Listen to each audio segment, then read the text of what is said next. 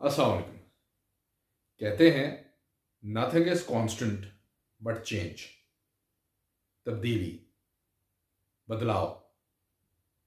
ये दुनिया, ये कायनात आज हमें जैसी नजर आती है, इसके पीछे सिर्फ चेंज है। कांस्टेंट चेंज, कॉन्टिन्यूस चेंज, मुस्तकिल तब्दीली। तब्दीली का अमल ही असल में जिंदगी की बुनियाद है और यही अंसर इंसानी जिंदगी पर भी लागू होता है। अगर आप खुद को हमेशा वक्त के साथ तब्दील करने की सलाहियत रखते हैं तो आप हमेशा जिंदगी की इस दौड़ में आगे रहेंगे। लेकिन अगर आप किसी वजह से भी खुद को तब्दील करने की, खुद को बेहतर करने की सलाहियत खो देते हैं तो आप कहीं बहुत पीछे रह जाते हैं। इतना पीछे कि आखिरकार आप दम तोड़ देते हैं। नोकिया से हम सब वाकिफ हैं। हमने एक्चुअली जब मोबाइल फ़ोन इस्तेमाल करना शुरू किया तो वो नोकिया ही था। फिनलैंड की एक बहुत बड़ी कंपनी थी।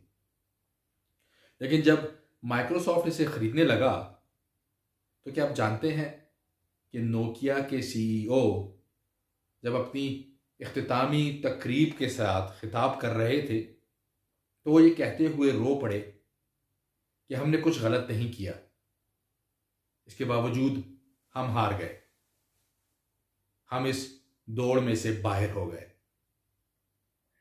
ये सुनकर उनकी मैनेजमेंट की सारी टीम रोने लगी। बेशक उन्होंने कुछ गलत नहीं किया था। नोकिया एक बहुत काबिल एहतराम और एक मानी हुई मोबाइल फ़ोन कंपनी थी, लेकिन सिर्फ वो खुद को वक्त के तकाज़ों के मुताबिक ढाल नहीं सके, वो खुद को तब्दील नहीं कर सके, खुद में बेहतरी नहीं ला सके, खुद को चेंज नहीं कर सके, तो बिलाखिर उन्हें घुटने टेकने पड़ गए। यही एक बात इंसान की जिंदगी के हर पहलू पर फिट बैठती है। आपको इस दुनिया में, स्पेशली इस दौर में जीने के लिए हमेशा खुद को इम्प्रूव करना पड़ता है, हमेशा खुद को चेंज करना पड़ता है। आपको हमेशा खुद को खुला छोड़ना पड़ता है ताकि आप हर नई चीज़ सीख सकें, आप उसे अडॉप्ट कर सकें। अगर आप खुद को बंद कर देते हैं, कन्फाइन कर देते हैं, अगर आप टीचेबल नहीं होते तो इट मीन्स कि आप जल्द ही इस दौड़ में से आउट कर दिए जाएंगे।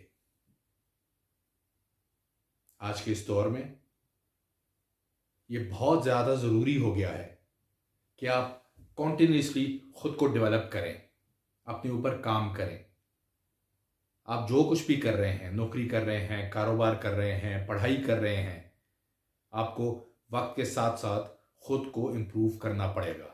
आपको नई टेक्नोलॉजीज़, नई चीज़ें सीखनी पड़ेंगी।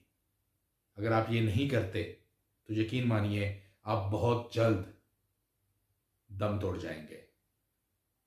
मेरी बातें सुनने का बहुत शुक्रिया।